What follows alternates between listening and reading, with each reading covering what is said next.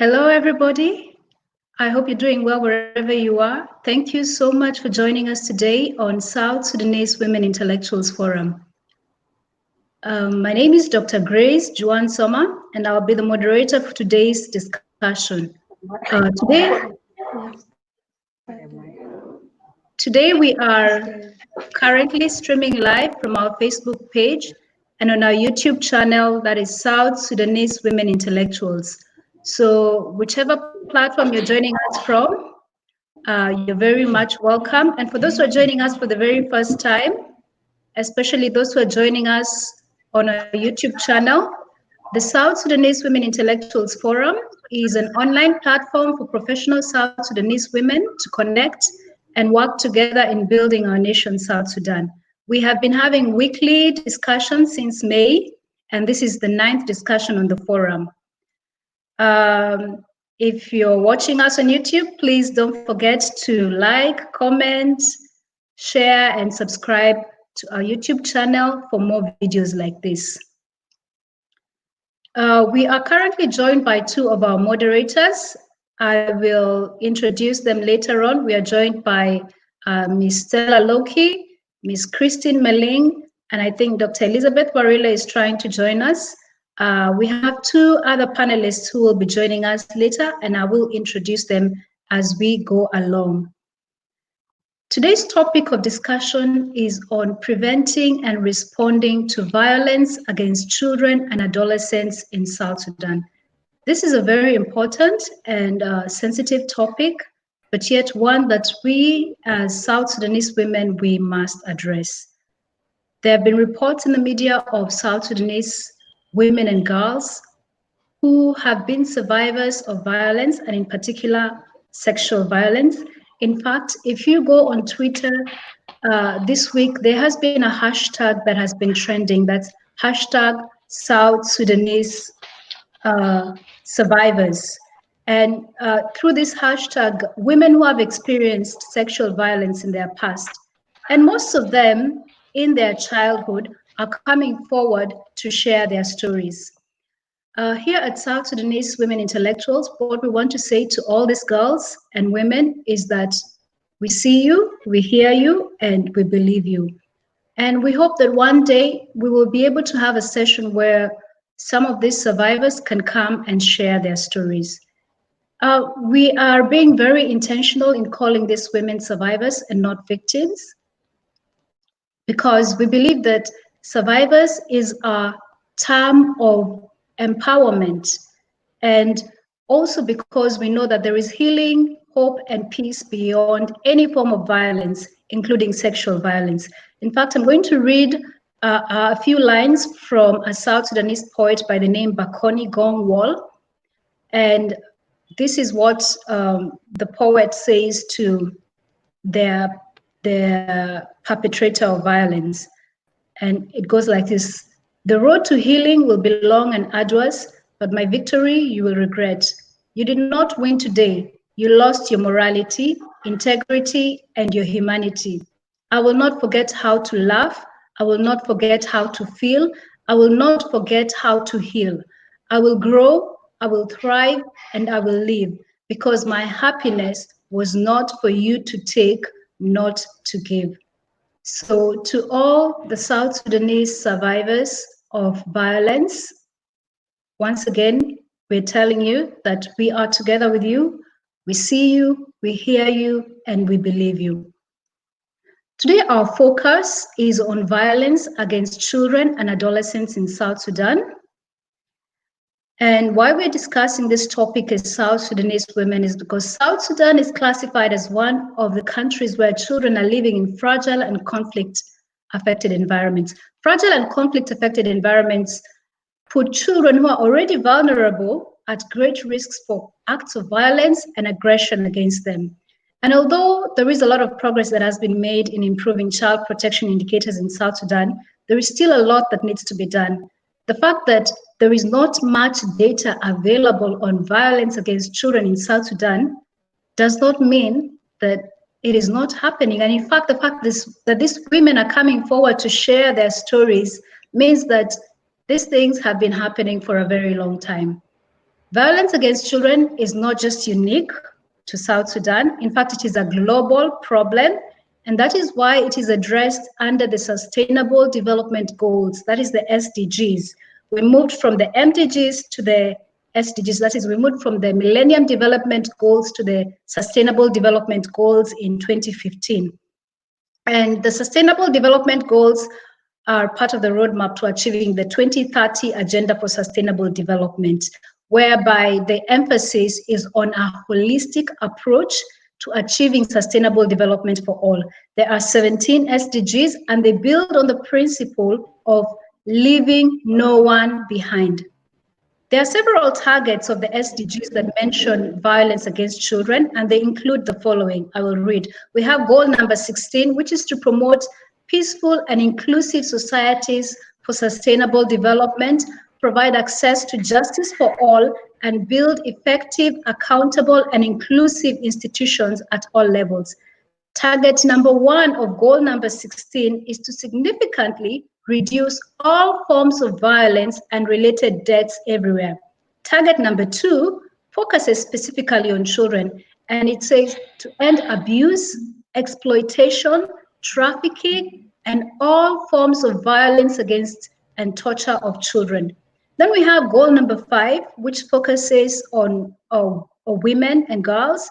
And goal number 5 states that to achieve gender equality and empower all women and girls. And I'll focus on the target number 5.3, which is to eliminate all harmful practices such as early and forced marriage and female genital mutilation. We know that issues to do with early and child and forced marriage are very common in South Sudan.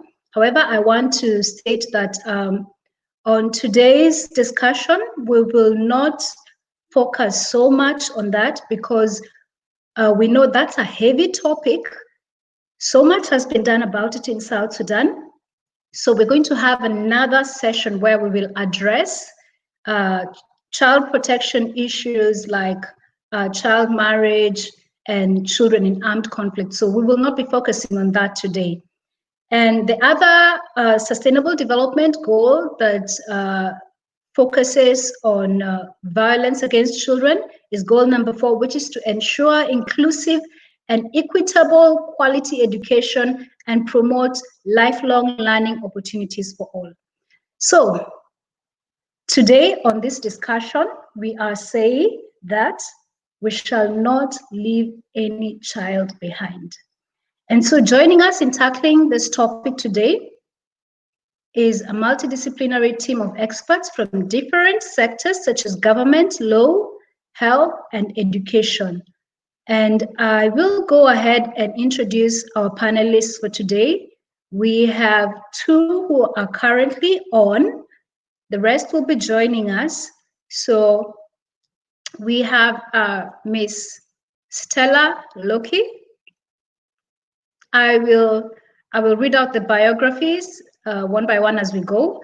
Ms. Stella Loki will be giving us international perspectives on child rights and protection from violence. She is a lawyer, child rights advocate, and media personality with over 7 years experience in radio and television in South Sudan. She holds a Bachelor's of Arts degree in law from the University of Moi Annex Campus in Eldoret, Kenya. And in the early years of her career, she practiced as a lawyer with the South Sudan Associates Advocates. Ms. Stella is also the former national coordinator for the South Sudan Child Rights Civil Society Coalition. This is a position she held for 2 years. And during this period, she attended several international conferences and workshops on child rights where she represented South Sudan. She is passionate about furthering her career in child protection and looks forward to a South Sudan where every child's rights are respected and guaranteed. Stella, you're welcome. So next we have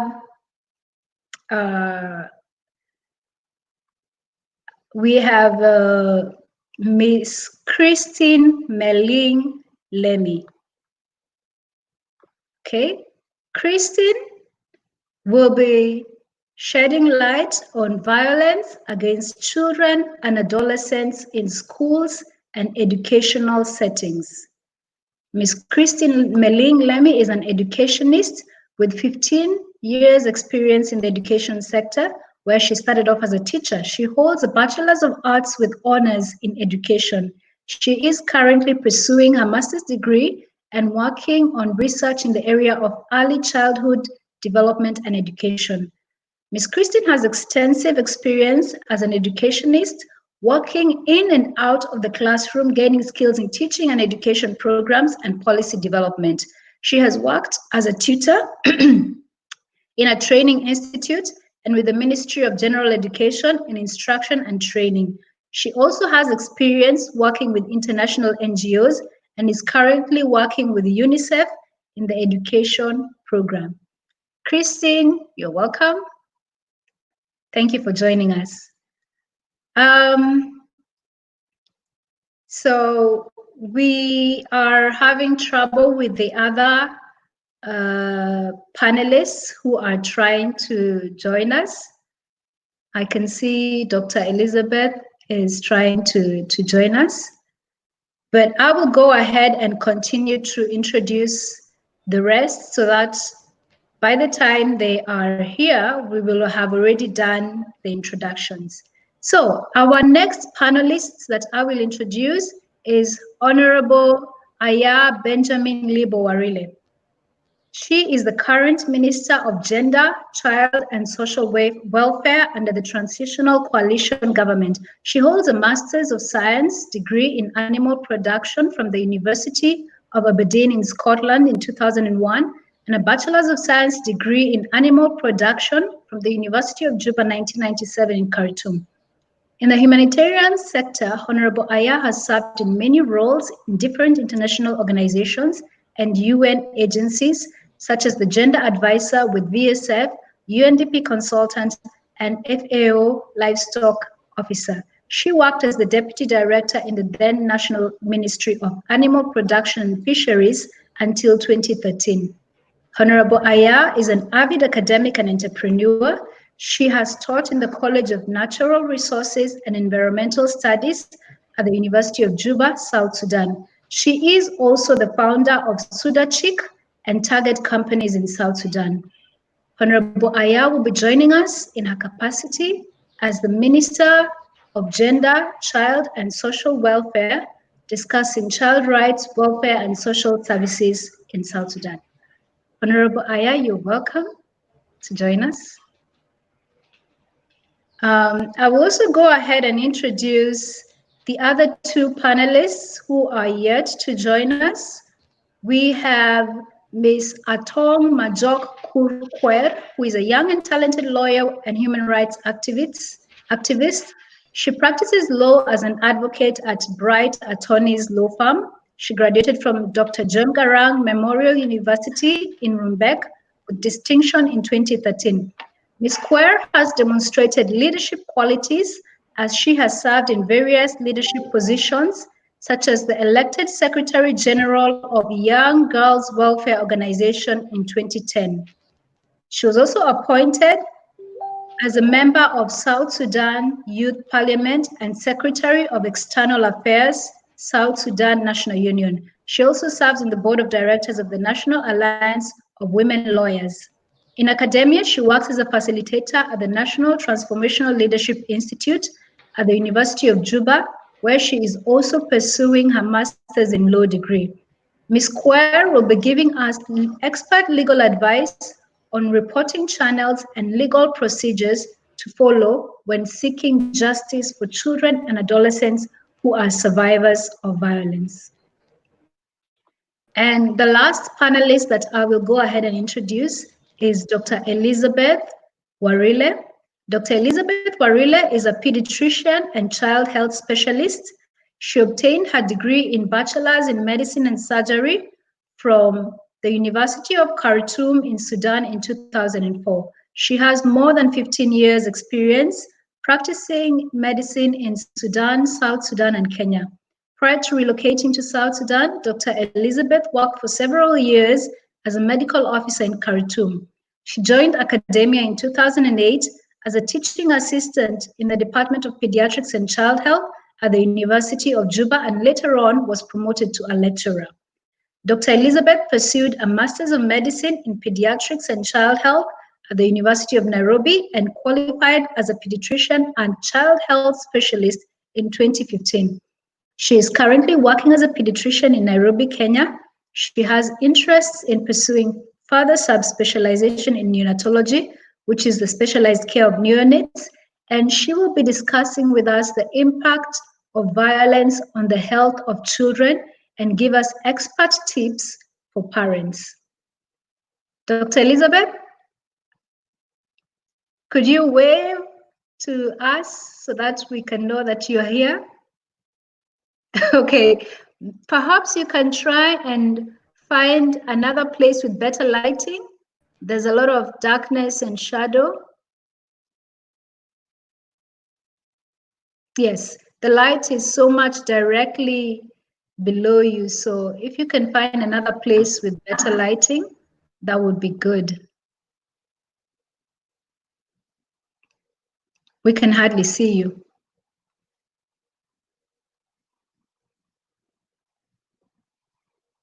Okay, so as I mentioned, my name is Dr. Grace Juan Soma, and I'll be moderating today's session, and we are joined by 4 panelists at the moment.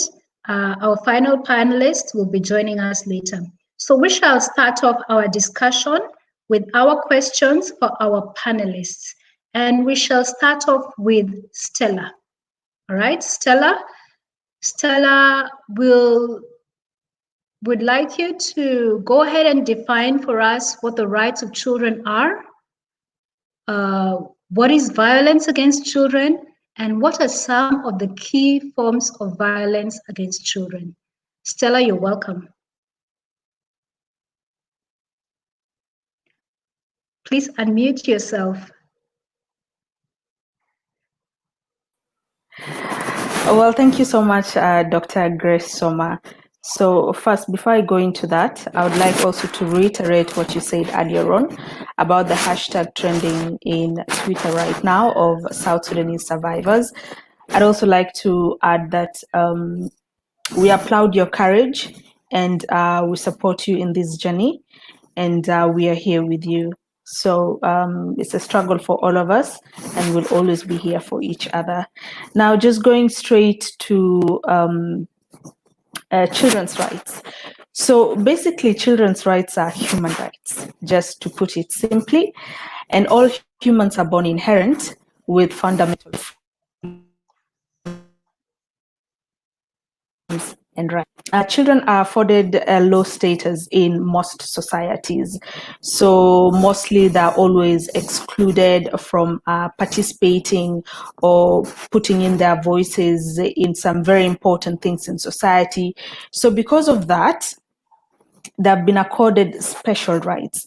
So children's rights are basically special rights that is there to help protect them from the threats, exclusions, and discriminations they are vulnerable to in society. So in short, that is what children's rights are. So when we go into what we are really going to discuss about today, which is violence against children, when we look at our international treaties and some of our national laws, we've managed to, in most nations and countries, we've managed to categorize children as persons below the age of 18. So also having a very simple definition of violence against children, it includes all forms of violence against people under 18 years old. So when we're talking about violence against children, we're talking about all forms of violence against people under the age of 18 years old. So, but what are these forms of violence? Again, we tend to refer to standard and acceptable key forms of definitions, and which can be found in some of these international treaties that most of our nations have domesticated. And going by the United Nations Conventions on the Rights of the Child definition, it highlights some key forms of violence in Article 19. And it highlights them to include all forms of physical or mental violence, injury and abuse, neglect or negligent treatment, maltreatment or exploitation, including sexual abuse. But also when we look at our Child Act here in South Sudan, and we go to section 22 and 23, it lists all the forms of child abuse against children. So when you look at those legislations, you can get these key forms of violence. But just to say, to add on to that, the forms of violence against children can be endless. So categorizing them will help, be able to capture all these forms of violence. So what I've just mentioned is included but not limited to all the other forms of violence. Okay. So just to try and simplify it for our listeners, there are various forms of violence and there are different categories. You've mentioned sexual violence, you've mentioned maltreatment. Maltreatment could you describe it a bit further? Maltreatment, because maltreatment. Maltreatment is basically the forms of violence committed against children by people in authority or people who are elder than these children. So it could be in institutions, it could be by the government, it could be by their parents. So basically, maltreatment is the forms of violence committed against children by people in authority or in places of authority. Okay. And negligence and maltreatment, are those similar or the same? No, negligence and maltreatment are not similar. Meaning negligence is basically when children are neglected, it basically means they're not being given or they're not being afforded their rights. But when we talk about maltreatment, it means these rights are there, but they are being violated. Okay, that's a very good definition. So when it comes to negligence, it could be either that a child is sick and supposed to be taken to hospital, but they're not being taken to hospital, or a child is supposed to be going to school, but they are not going to school. Yes, basically things to do with ignoring a child and just, not taking care of them. It could include what you just highlighted, a child is sick and you're ignoring or not taking care of this child. That all could sum up to negligence. Yes.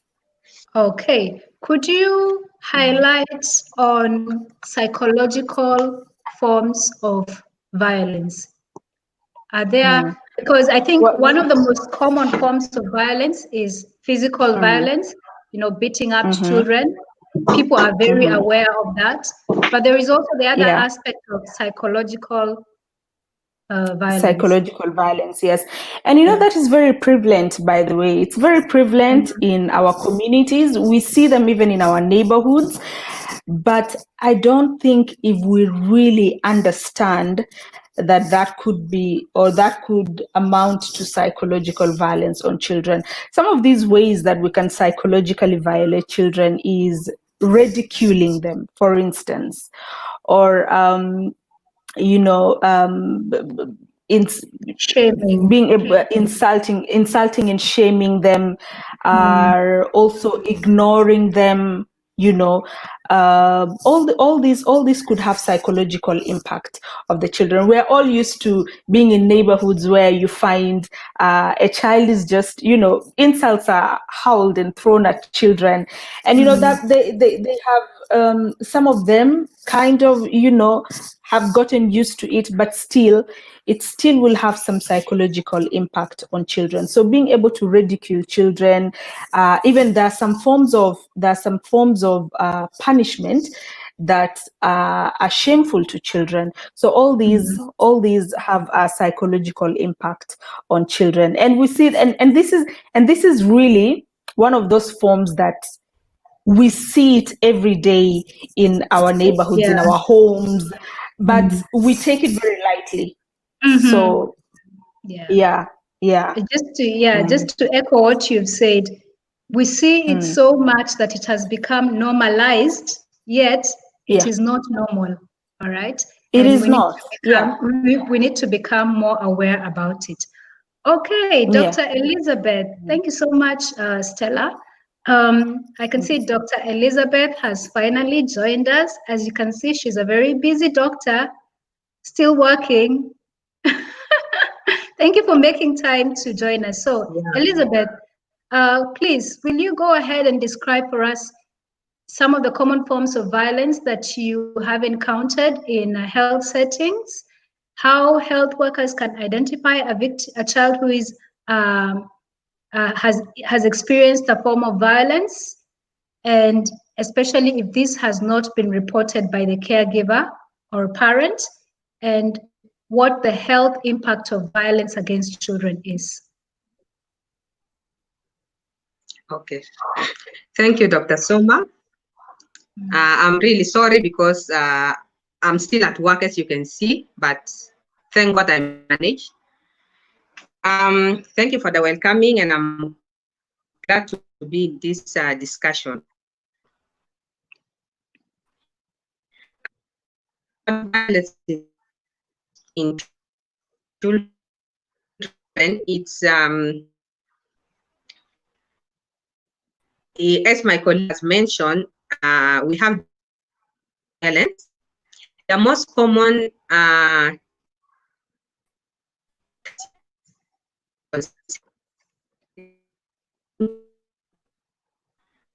is the physical abuse and sexual.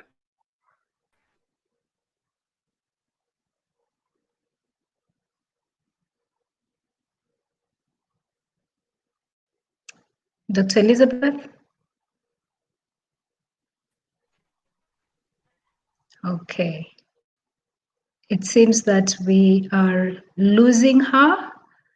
Perhaps Christine, you can go ahead and tell us about violence against children in schools and educational settings. What some of the common forms are, who the perpetrators are, and what the psychosocial impact is of violence. Christine, you can go ahead while Dr. Elizabeth is trying to get herself set up. Christine, you're welcome.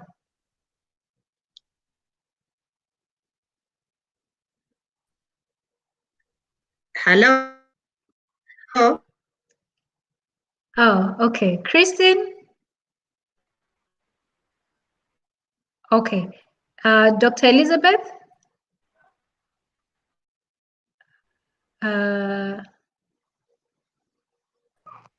Dr. Elizabeth, maybe you can wait for a bit as you try and sort out your settings.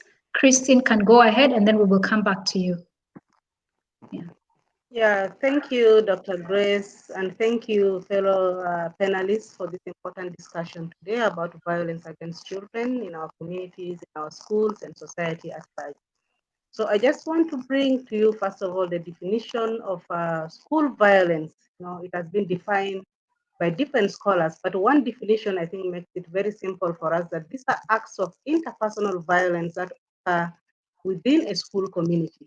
So interpersonal could be one person to another, or with a group of people to one person, or group to group. So we say these are different forms of violence that happen to children at school. So it can be both passive of physical forms. And Stella actually has highlighted some of these forms, whatever kind of violence that happened to these children in the community, society, or at the family level has an impact to their learning at school, and then lifelong results when these children grow up. It has a lot of implications that come to this child in the long run.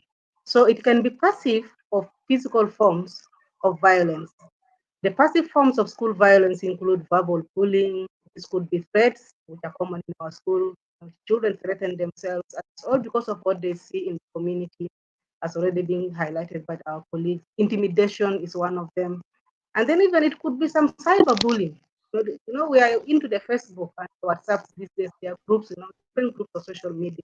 So people bully themselves, and we're also using the technology that we use. Then the physical forms of violence, this could be fighting among children in school, or could be corporal punishment, the teachers and the learners. And then could be just fight among peers also. Just, when children grow up, usually they like being aggressive. This, A is A, maybe this could be that, and then they just start to fight over very petty issues. So school violence does not only happen at school. I just want to say that it could be within the school property or on your way to or from school. I think all of us as African children or South Sudanese children some time back, we experienced this. On your way back from school, things happen on the way. You find peers fighting on the way from school, on their way to school. Then during school-sponsored events like the sports, the games, fights also erupt. Students also at times fight, or they become very aggressive to one another. And then one could be, yes, even in sponsored events. So violence has different faces or different forms, but I would like to say that whether it happens at school or happens at home or in the community, it has an impact on the learning of the child. Yeah. Yeah. In fact, you just reminded me about something from my childhood where people would say, I have a wanted on you, and they would say that I'm going to close school with you. When you mentioned that learners can have violence on each other, and it was really serious, I Yes. mean, when the school term ends, you can find Yes. like a whole group of people. Someone has collected their friends, and you've collected your friends, and you're ready to go at it. So that's Exactly. definitely Yeah. another form of violence that was really common to us when we were growing up.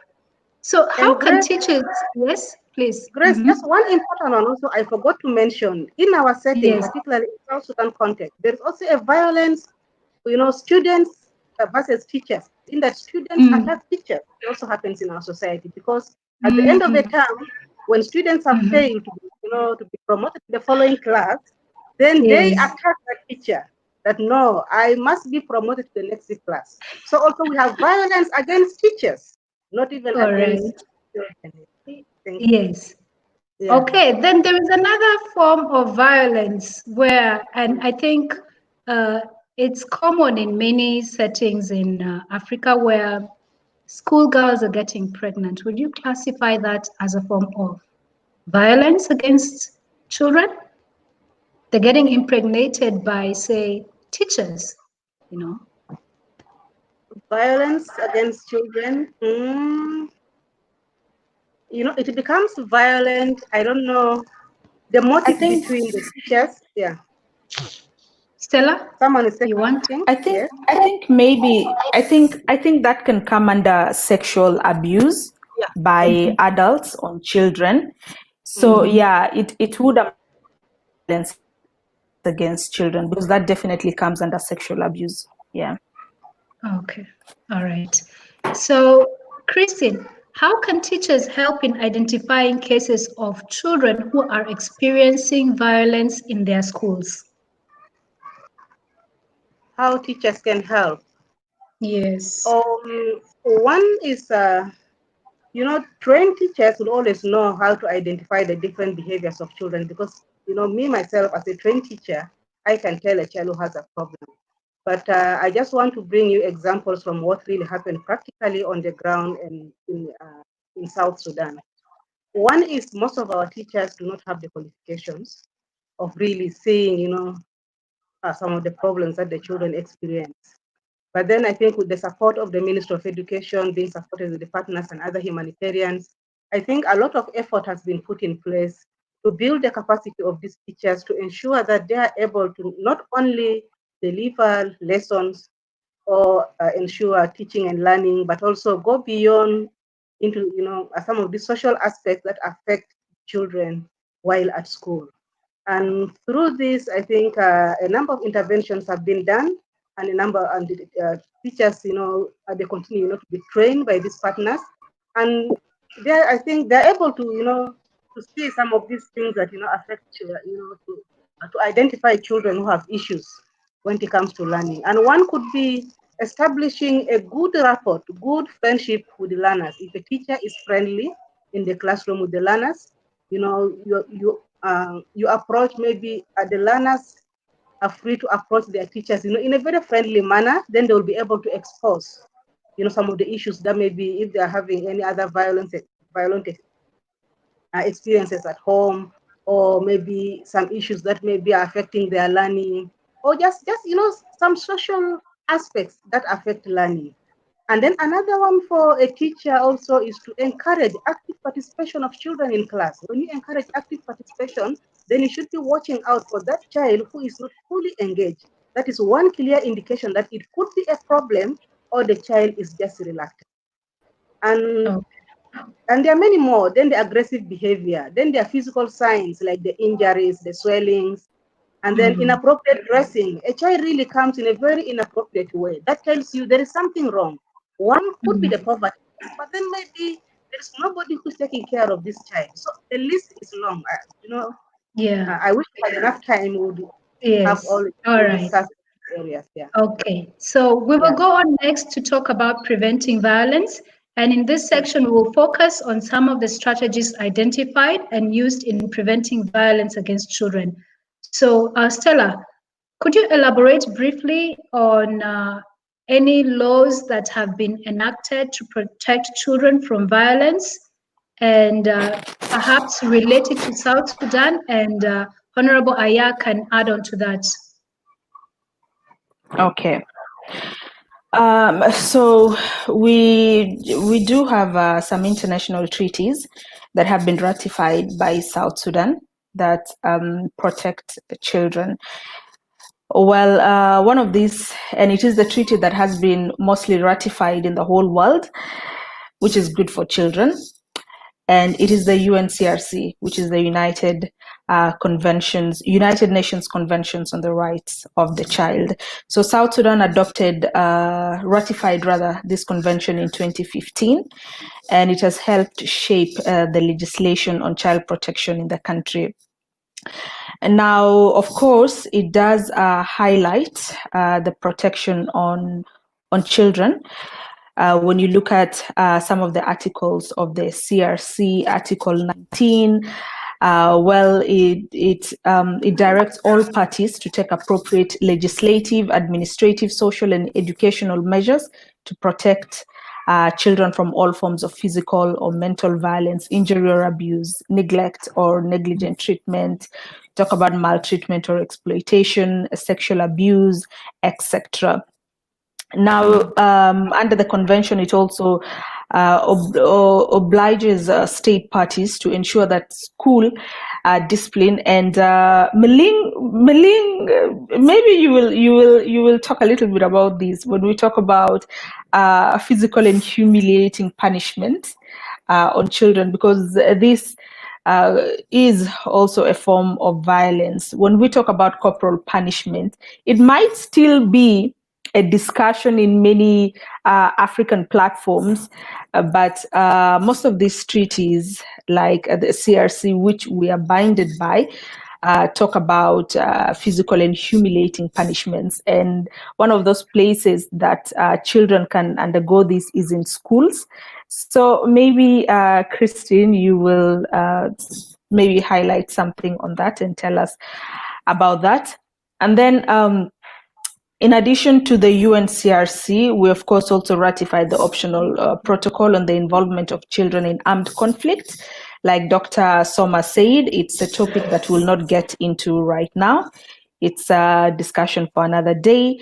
Also, the optional protocol on the sale of children, child prostitution, and child pornography is also an international treaty that we are binded by. And then I wanted to talk about the African Charter on the Rights and Welfare of the Child. Now, I really wish the minister could have been with us here so that maybe she can put this to rest. So it is believed that we have ratified the African Charter on the Rights and Welfare of the Child. But last year, there was a conference I went to, and I got to meet with the Secretariat of the Committee of Experts of the African Charter.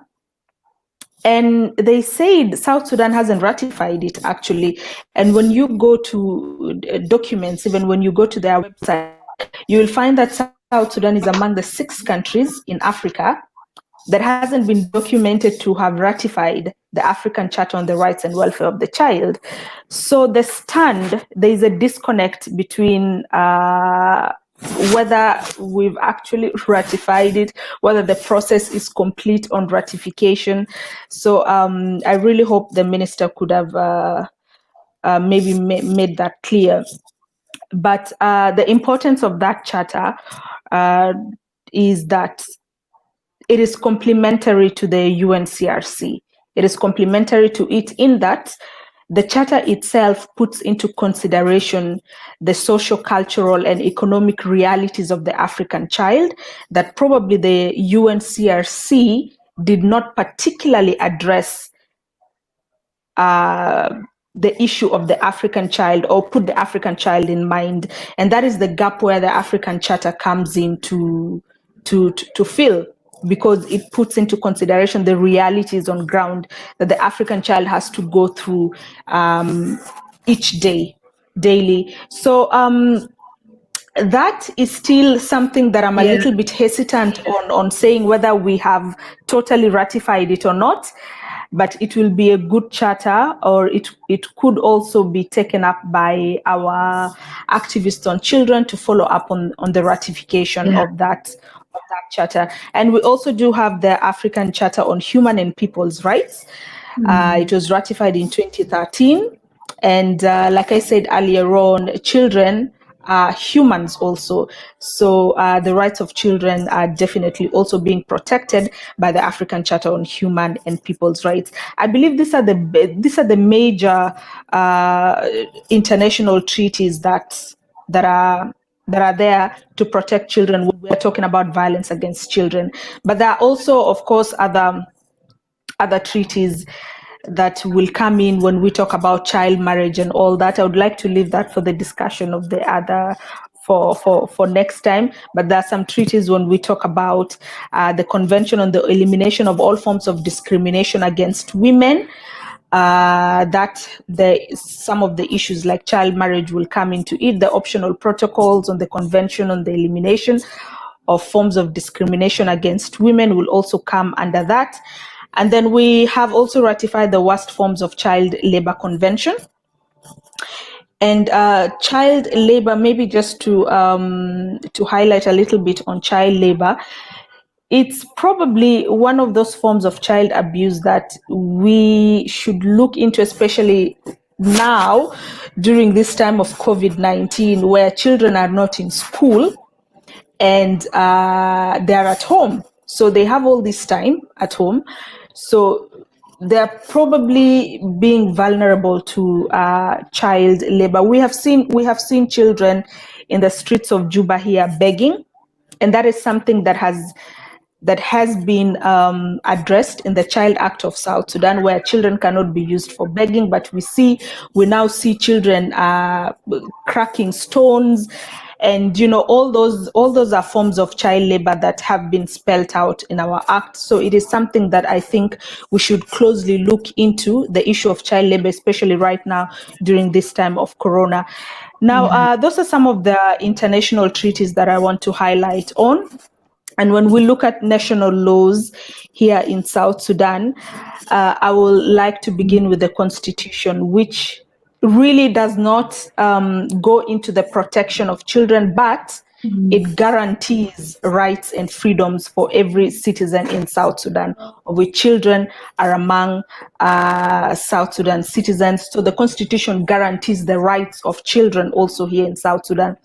But the two major documents that protect children, especially against violence, we do have the Child Act of 2008 here in South Sudan that we use, and the Penal Code. So those are some of the legislation on protecting children against violence in South Sudan. Yes. Okay, thank you so much. I had wanted us to catch Honorable Aya, but she keeps coming on and off. So I will go to Dr. Elizabeth because we were not able to hear from you regarding the health impact of violence against children. So briefly take us through that, and then we can proceed on to the next section. You're welcome, Dr. Okay. Elizabeth. Thank you very much. Sorry for the inconvenience. I hope you can hear me. Yes, we can hear you. Yeah. Violence and abuse in children has short and long-term physical, mental, and reproductive health consequences. Talking about the short term is like a child being abused recently. You know, they go through the pain and bleeding, bruises, and all that. So those are the effect, the physical effect of injury they will have. But later on, as the child progresses from this acute attack, they later on present with psychological complications, because going through abuse is traumatizing to the child. So later on, it affects them psychologically, whereby now they present with other features, which will not relate it directly to the abuse, but in fact, it's because of the abuse that had already happened. Some of those presentations, they present with poor growth. So a child will just present, the caregiver will bring the child, telling you that the child has not been growing well or has just been ailing a lot, being sick, not being himself, or regression in their milestones. Like a child, a 10-year-old who had been toilet trained, dry at night, all of a sudden starts bedwetting. Those are now the regression in milestones. They can present with sexually transmitted diseases later on. They can present with abnormal behavior, aggression, even suicidal ideation. You know, we see it as just simple thing. This child is aggressive. We see it, this child is just, we say it Galil Adab. But no one tries to think why this child all of a sudden changes. So this sudden change in the behavior warrants us to try and find out what had gone wrong. They can also present with lack of trust, because a child going through that abusive condition will definitely lose trust, because most of this abuse comes from someone close to the child. So imagine being abused by someone close to you. This child will definitely lose trust. So we'll find a child, adolescent, or even adult with trust issues. If you go back, you'll find there was something that happened in childhood. So having trust issues, they will also have relationship problems. Among others, a child with low self-esteem because of what he or she went through. Those are some of the complications later on children who went through abuse they present with. Yeah. Are there any physical examination signs that perhaps you can give to some of our junior health workers to be able to pick up and identify that a child has undergone a form of violence. So that because these children may perhaps have some physical sort of injury, they come to hospital. And if you're a health worker and you don't have that at the back of your mind, this child will present to you, you will not do anything, or you will not think about it, and they will go back and keep coming. So, any advice or tips that you can give to some of our health workers to think about when a child comes to hospital? Okay, well, a child being brought to the hospital, what we do, we take history, full history from the caregiver, and do physical examination, head to toe. So some of the weird things we find can really point to abuse, some sort of abuse.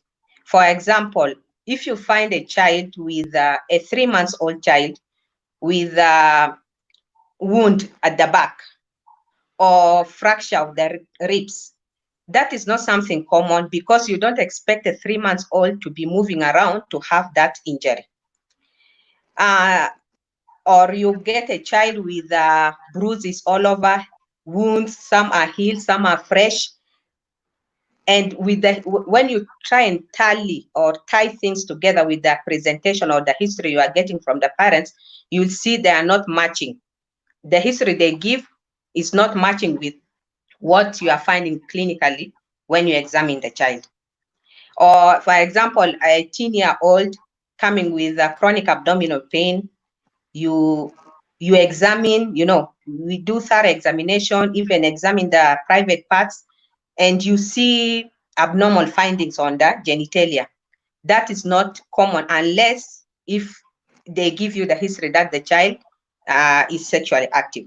But for example, a 10-year-old, you don't expect to find dilatation down there, even the anal tone, those abnormal findings not matching with the age of the child will now give you a hint that there is something that had happened. Yeah. Okay, so at home, we have seen, even from the stories of the women who've come forward, most of this violence happened in the home setting. So it's a very scary time for parents, and especially now that the children are home, there's nothing they're doing. How can parents create a safe environment for their children in ensuring that they're protected from situations that can lead to violence, either at home or in the community? Well, as parents, it's our responsibility to take care of our children. We provide for their basic needs. The basic needs, I'm not talking about the luxury life, but the basic needs, shelter, food, clothing, and all that. So if you as a parent, you have a child and you are not able to provide the basic needs, that is neglect, right? So you are as well as someone, you are as well as a rapist. So let's provide the basic needs for our children. The other thing is you protect your child from yourself, because you can be, like, you express anger trying to discipline your child, but you do it in a harmful way. So you protect that child from yourself first by disciplining this child in a loving way. The way we try to tell them do this, but somehow we do it aggressively. So discipline this child, because it's our responsibility also to instill good morals in these children. So we do it, and you don't yell at your child, the way you shout for no good reason, because shouting and yelling at the child is what? Emotional abuse. So we try and raise these children by not exposing them to this emotional abuse. The other thing is not exploitation. In a house, yes, we want to train our children to work hard, to help in the house chores, but we don't exploit. A 10-year-old daughter is not expected to take responsibility of the house, do everything, wash the plates, clean, attend to the siblings, even cook for you and your husband. That is exploitation. So a child should remain a child, but in that we also train them. The other thing is leaving a child in the house unsupervised. And this happens a lot in our communities, whereby the parents, they will be doing their errands, they go out, they leave children at home. Because if you leave children at home, you never know what they are doing among themselves. You never know who is coming in the house, whether the children are going out. So many things will happen if you leave the children unsupervised. So it's our responsibility to take care of these children. So once we protect them from ourselves, now we protect them from the other people around. Yeah, because in our community, we live in an extended family. There are uncles, whoever is in the house. So you put boundaries, in raising these children, put boundaries and be watchful, because children go through a lot in matter of seconds. So if your child tells you something, we really don't ignore. And if you notice anything abnormal, because you have to know your child first, know the normal of your child, then after that you can pick the abnormal. Know your child. If you notice anything abnormal, you act, and act fast. Yeah, thank you so much for that. Christine, I don't know, would you have anything more to add on that? And especially either in the home or in schools, the measures that are there to protect children and how they are being implemented.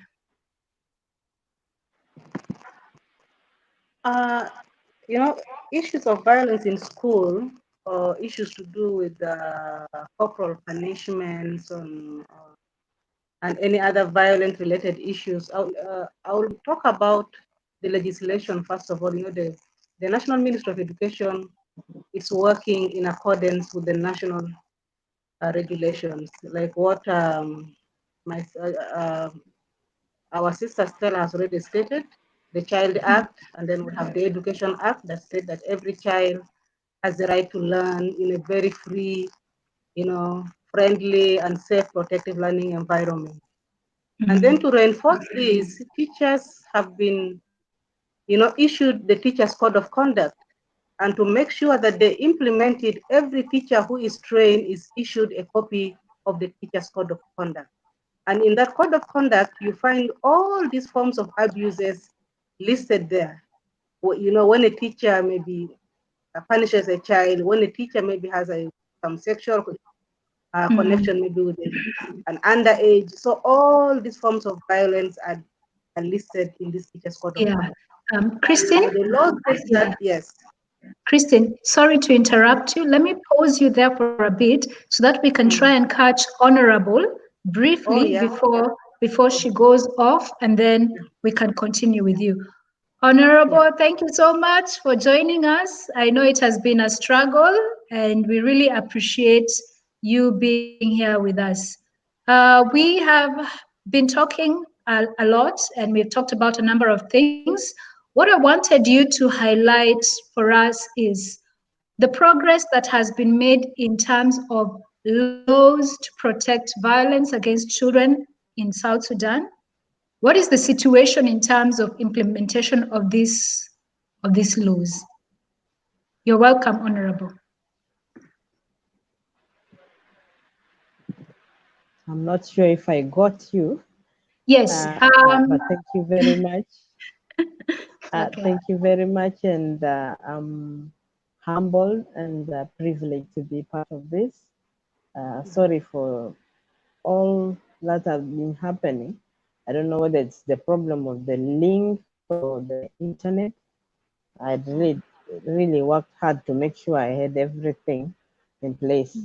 You are asking about progress? Progress when it comes to laws, and what's the situation on the ground at the moment? Okay, thank you. To date, South Sudan has the Child Act 2018 in place, and the purpose of this is to extend and protect the rights.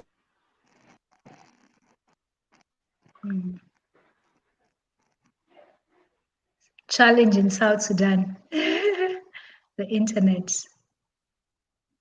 Yeah.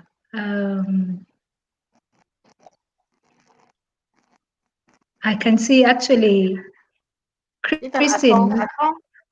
A tongue is Yes, challenge too. Yeah. yes, yes, yes. I Yeah. can see that. Christine, I hope you will not mind if we keep on breaking you up here and there as soon as they are able to join us. Is that okay? No, it's If you okay. don't It's okay. mind? It's a challenges. Yeah, it's okay. Yes. All right. So you can, okay. Seems like she's coming back. Okay, sure, she's back. Okay. You can continue, Honorable.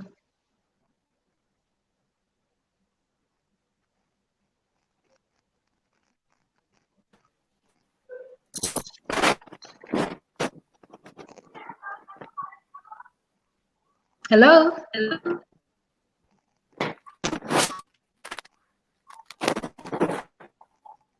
Yeah. Grace, is it possible to talk on phone? I don't know. We haven't been able to try it before. So, I mean, Christine, just go ahead. Yeah. Okay, I was just talking about the laws, like the Child Act already being elaborated by Stella. And then also we have the Education Act that the ministry actually, it's a working tool that all systems developed or policies or programs are all aligned with the Education Act.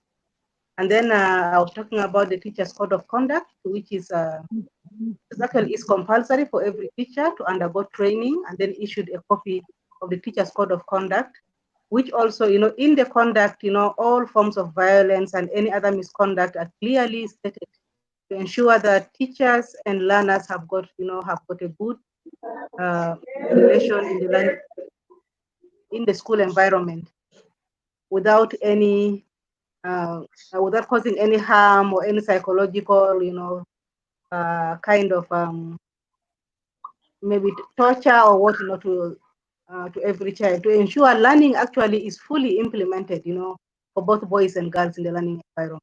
And then the other things that schools also do, violence at times erupt when systems are not in place. But when learning, the new curriculum of South Sudan is child-centered as compared to the previous curriculum, which was teacher-centered. That's exactly what we all went through. The teacher comes, do the talking, the choking, everything, and he goes out. You only say yes or no. But now this curriculum is child-centered in that every child is engaged in the classroom and outside the classroom. So with the proper implementation of this curriculum, we will expect limited violence in schools because children will be engaged, they will be busy after their classes, they will have other extracurricular activities that will engage them. So all these kind of interventions will minimize any violence that may exist in our school setting. And another that came up also is the leadership training for education managers. There's a leadership training for education managers, maybe school head teachers, and then even staff at the national and state level at the ministry. So for any personnel, whose leadership skills have been enhanced, we believe you'll be able to deliver effective and efficient, management skills in ensuring that the learning environment is conducive, it's friendly, and protective for every child in the school. And one thing that I would like to bring to your attention, which is particularly done, I would support from the humanitarian organization, but UNICEF Child Protection Section has conducted training for teachers on psychosocial support. This is the training that helps teachers who are working in emergency setting. Emergency setting here, I mean in the IDP locations, in the protection of civilian sites, and then in the camps. So this training enables teachers, to be able to handle issues to do with the violence, abuse, and any other forms that hinder children progress in school.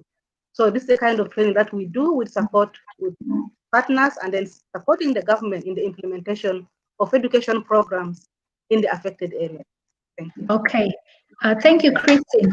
Could you please tell us how are children being empowered to be aware of how they can protect themselves from situations where they may be at risk for violence?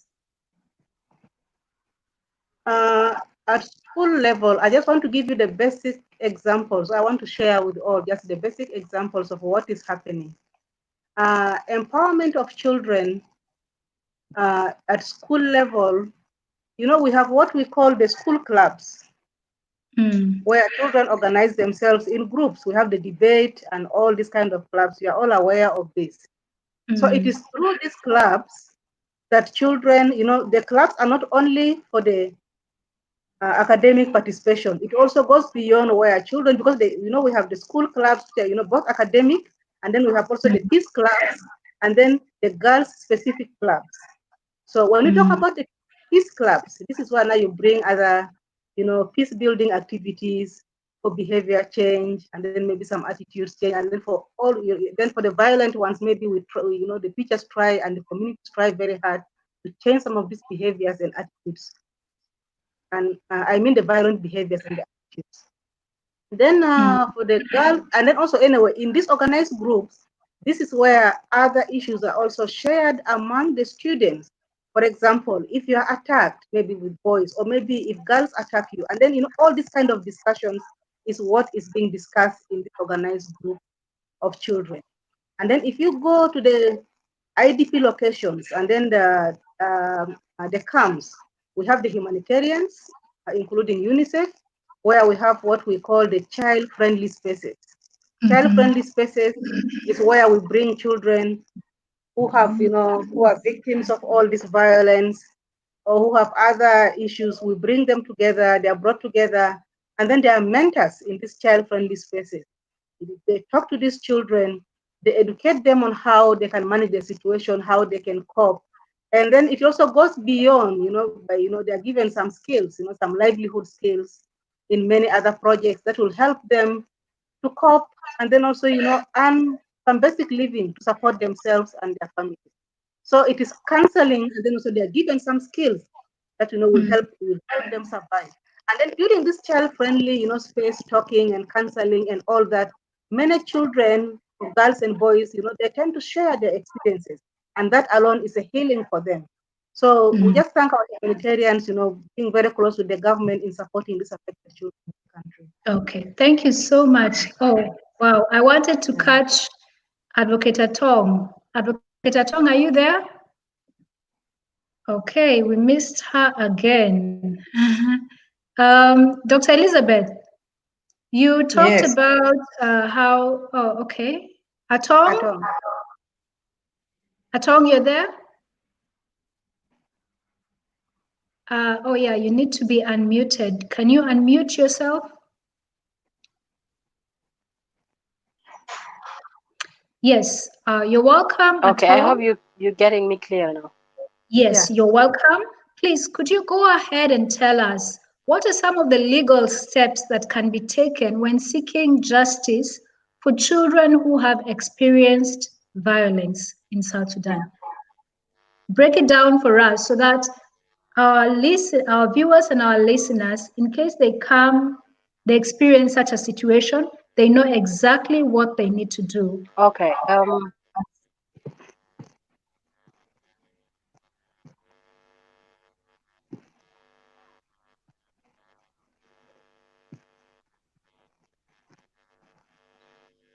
Okay.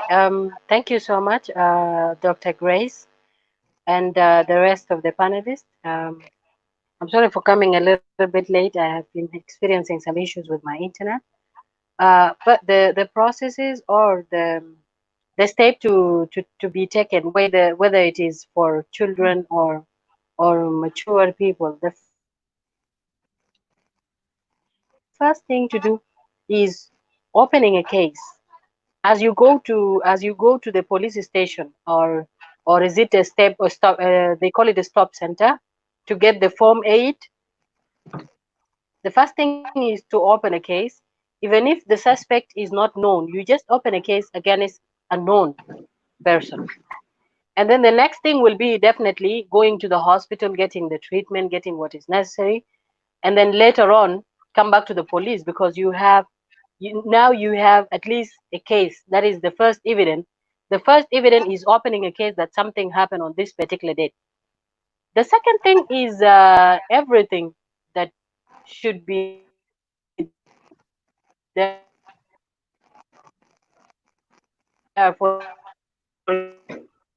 Sorry. example, let's So, say the putting on happen, if there's anything that will prove later on that a certain crime has taken place in that particular area, should be reserved, should be put together, because this will be the first evidence that the police will use when they go to court later on. So proving that rape has happened, because with the court, you have the judge have to prove something beyond reasonable doubt. That means you prove that that for real there is a rape that happened. So you need all these small things that we might think these are things that are normal. For example, let's say the clothing that the victim was putting on definitely will be torn. For example, there's a little bit of blood on it. There is a wound. Before that wound get healed, is supposed to be put down by the police that have gone, for example, to see the scene or the place where the crime has happened. And then next, after that, after having the first step, that is opening a case, that is gathering the evidence that shows that something happened in that place. The second thing to do is getting the accused himself. If the accused was not someone known or is unknown, then the case will be there against unknown until when there is something that will prove that someone, for example, has done that particular crime. So it is very important to open the case, get the accused person if he is known or if he is known. The second thing now is taking that case to the court. If the accused is there, if the accused is someone known, then the last step is taking now the case to the court, and then the court will be able to proceed with the case. Definitely, the witnesses that are always taken as witnesses by the court is the doctor, for example, or let's say the health worker that was there the day when the victim came to the police station. Then the doctor or the health worker will be the first witness, because definitely he or she will be called in the court to explain what exactly she or he saw on that day when the victim was brought to the hospital. okay.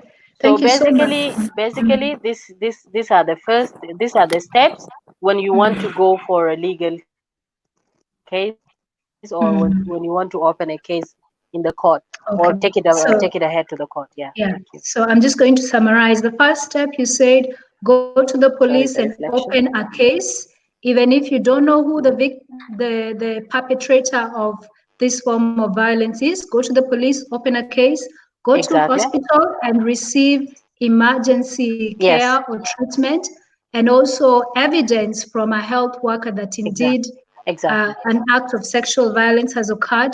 Number three, take all the evidence that you have Hmm. available, which would come from the doctor or from yourself. For example, uh, wound, bruising, you can take pictures, the clothing that you're wearing, Exactly. please don't Exactly. wash Exactly. it. Don't wash it. Take it as it is and preserve it as evidence of what has Exactly. happened. And Exactly. then number four is now the step of going to the courts to seek justice. Now, at that step of number four, how does someone get represented? Yeah. What type of legal representation is available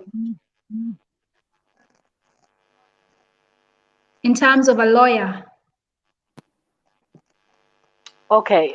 First of all, most most of advocates or lawyers that are in Juba, let me not say most of them, but at least a quarter of these advocates provide legal aid, provide pro bono cases. So even when you are not, even when the victim is not able to pay the court fee or the advocate fee, go to any lawyer, any office for lawyer, a law firm, I mean, and say, you know, I have this case and I don't want money. I mean, I don't have money. So I want to pursue this justice, but then at the same time, I don't have money. If they cannot provide pro bono cases, then definitely they will refer you to those who do it. They will refer you to those who do the pro bono cases. So it's not always about money to the lawyers. It's not always about money, but it's about if the case is really, for example, let's say you have all the evidence, you have saved all the things that will confirm that that there was a rape that happened. A lawyer will definitely not refuse, because he knows that going on with this case, he will definitely win it, you know. But Okay. when you don't have the evidence, for example, you come 3 months after the issue happened, or 2 months after the issue happened, they might tell you, you know what, we don't take the pro bono cases. But the real thing is not they don't take, but they cannot tell you you don't have enough evidence, because at the same time it's like you are demoralizing the victim. So you will not tell them that, you know what, at this time, some lawyers will say, okay, at this time we don't take pro bono cases. Some might take it ahead, some might advise the victim that at least the time when you came is not uh, is not a right time, because even sometimes the report from the health worker should be enough to prove. But again, when you go to the court, there are other things that are always requested by the court in order for it to give justice to either the victim or the perpetrator, because Yeah, both of them in front of the court, when they come, they're both innocent. of them are equal, both of them have the Mm, same right. This person, this particular person, is indeed the criminal, is mm. indeed the person who did that particular thing. Okay. Anything you want to Yeah. add on that, Stella?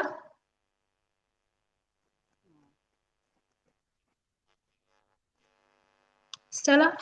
Okay, fine. So we have a question here, and I think it is directed to Dr. Elizabeth. So, Dr. Elizabeth, we're going to go to you. Atong has mentioned that the second step should be going to hospital, all right? So when you go to hospital, what are some of the health measures that should be given to that child? How should health workers respond to such children? And we have another question coming here from our viewers, where they're asking what happens when the parent is the abuser. So yeah, please go ahead. And the third Thank question you. can be answered by the lawyers, so don't be so worried about it. But you can start by tackling this aspect of healthcare for children who have experienced violence. Thank you very much. When the perpetrator is the parent or the caregiver, it's become hard because they twist the information, they will not give the history well, and they will even divert you to another direction. But you as a healthcare provider, you need to have high index of suspicion from the history, from the way they are presenting, their body language, the way they interact, the way they react even to your questions, the way even the victim responds to what answers they are giving. So all this will lead you to suspect that there is you are dealing with a case of abuse. Talking about abuse, physical, whether sexual, the reason we say the child should be brought to the hospital because this child needs care, needs medical attention.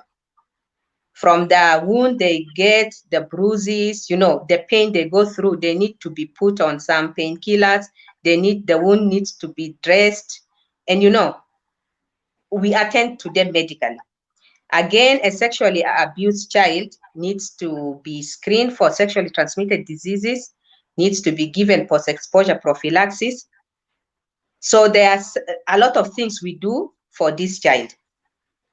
After now treating the acute presentation, after managing what the child came in with, now we take the child through the psychological healing. Because it's not just the medication we give, but the psychology, because the trauma is now what the child will live with. So we take the child through this healing process, so at least the child will live semi-normal life later on. I hope I have answered. Yes, I believe so. So the lawyers have mentioned that evidence needs to come from, there's some evidence that comes Okay. from the hospital. Okay. Yes, There was Stella. that question for the lawyers. Oh, sorry, I'll come back to you, Atong. I just wanted Dr. Elizabeth to clarify something. There is evidence that needs to come from hospital. So I think health workers need to be keen on how they document whatever they see.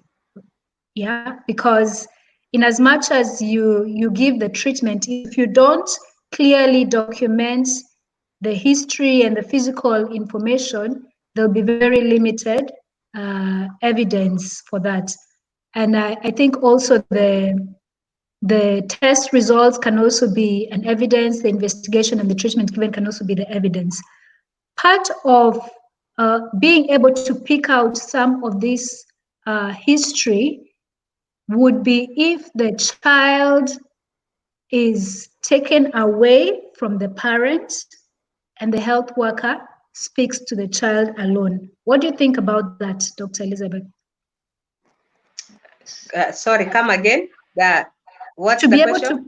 to be able to pick out the history from a child, for example, in a case where the parent is the abuser, okay? Speaking to the child in private, yeah.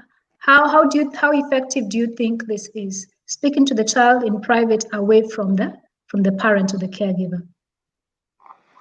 Okay, thanks. Yeah, it's important because if the parent is the perpetrator, then definitely the child will not open up in the presence of the parent. So it depends also on the age. You know, an adolescent, you can easily just excuse the parent and you talk. But a smaller child, like 2 years, 3 years old, you still need the parent to get the information from. But in a situation whereby you are quite sure that the parent is the perpetrator and they are dodging you, twisting the history, so you can easily excuse them.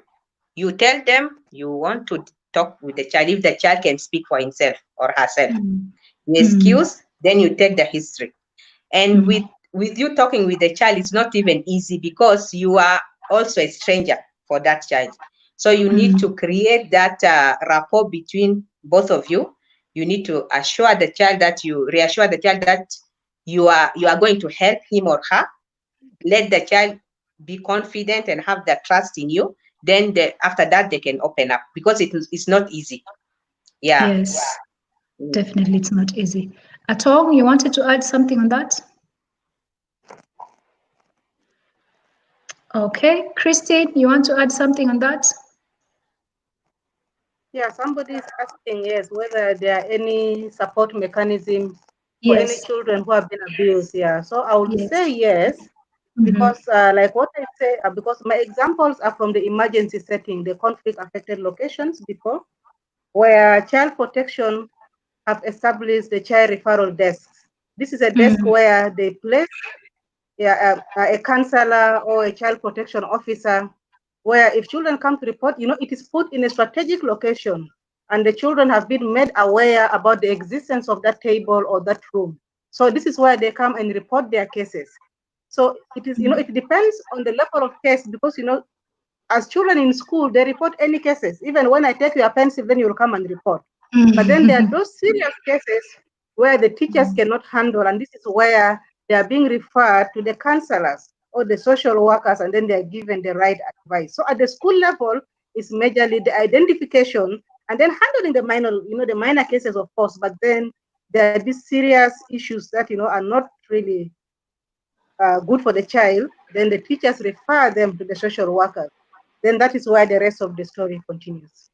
Yes. So I would say yes, there are some systems Mhm. existing, though may not be really enough for every child.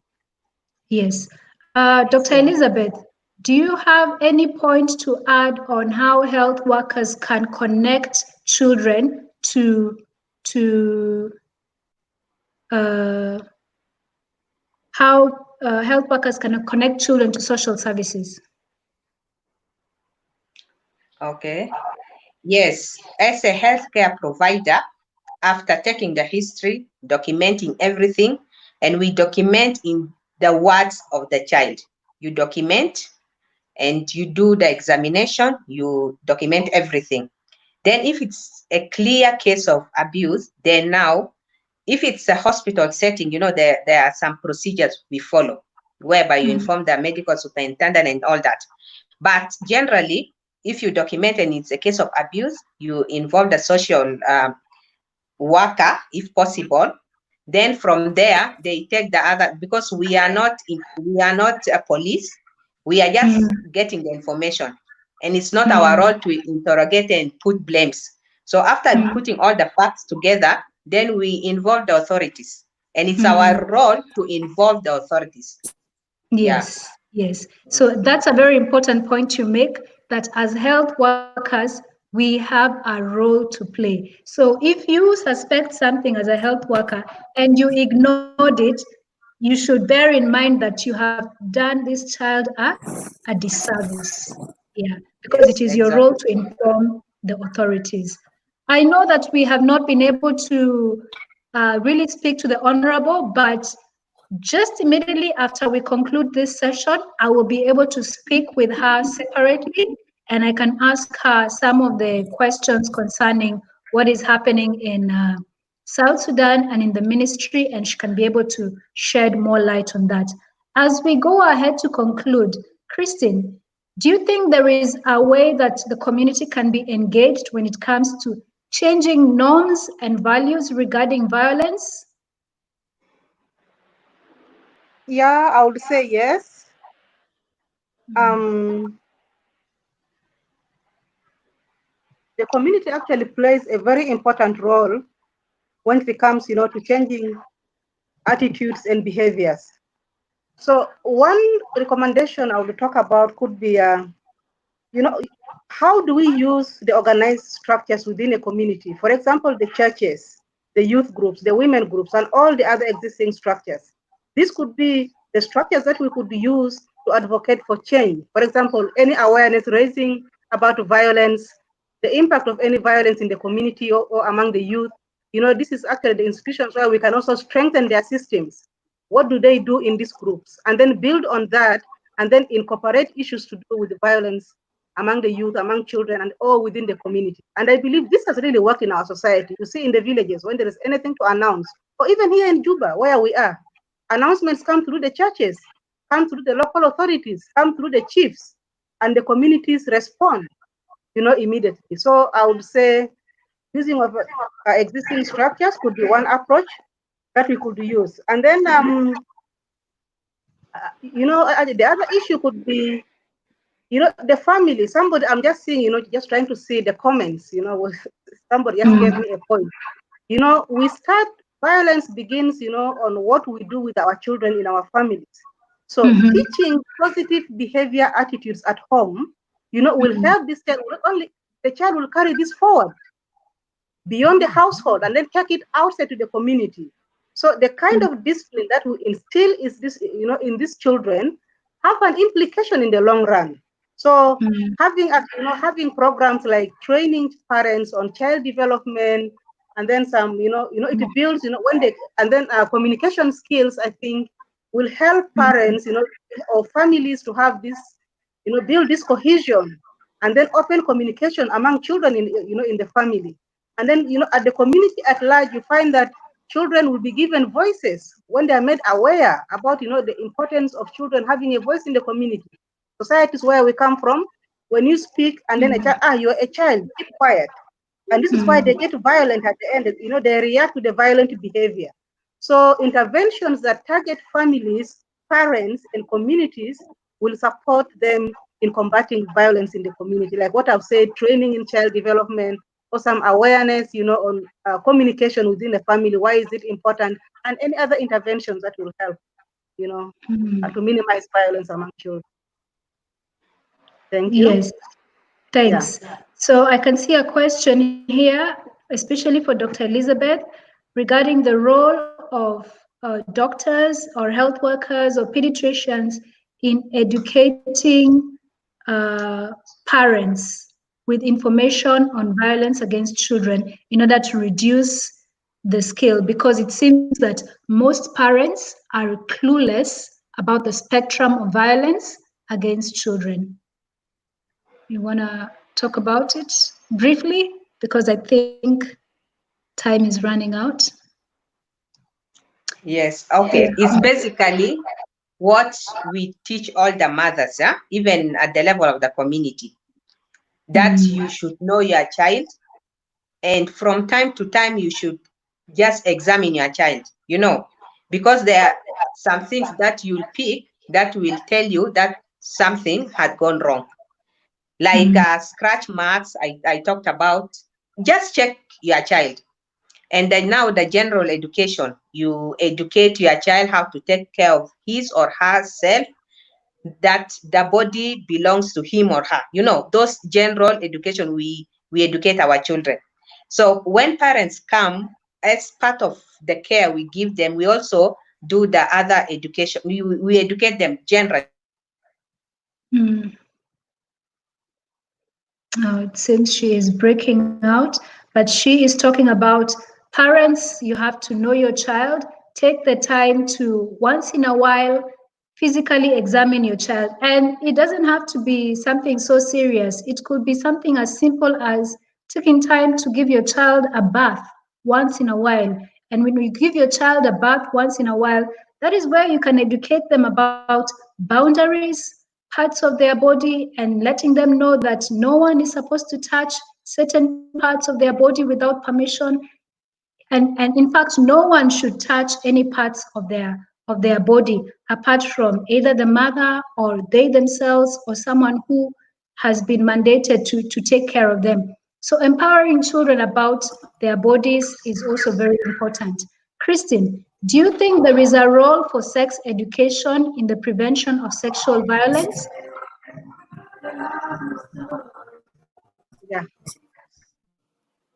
Yeah. Do you That's think very it's something? important, and that's something that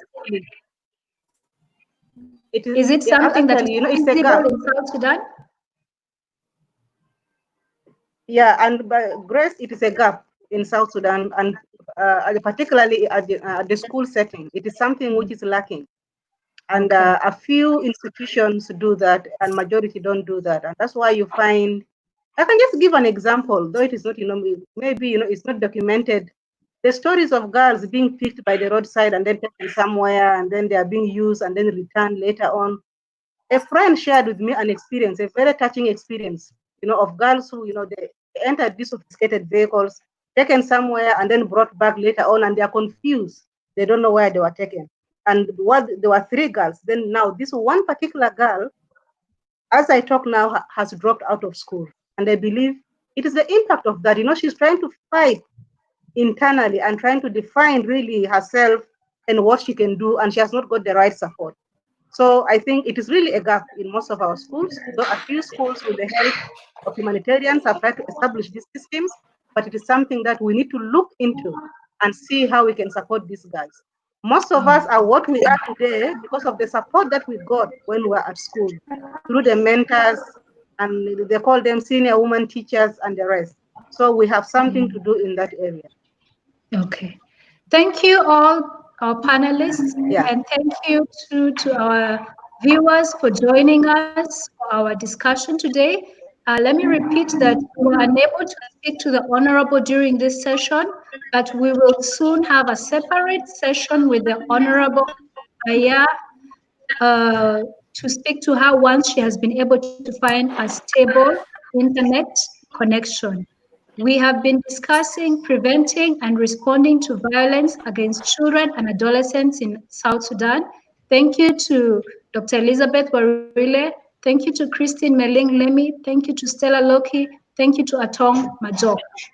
Today, we have learned so much about violence against children, how we can prevent it, and how we can respond to it. As we conclude, I will leave you with this quote from the Inspire document on strategies for preventing and responding to violence against children. It states, "The true nature of a nation standing is how well it attends to its children. When children are hurt, we as a society are diminished. When we work together to end violence in their lives, we rise to the best in ourselves." South Sudanese, I hope that we may rise to the best in ourselves. Thank you so much for joining us. Bye.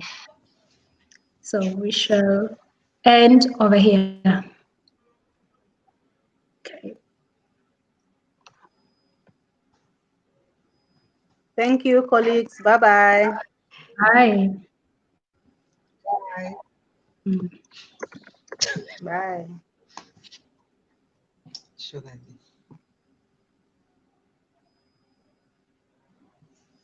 I think we are done. Yes, It's finished, yeah. you can leave the studio.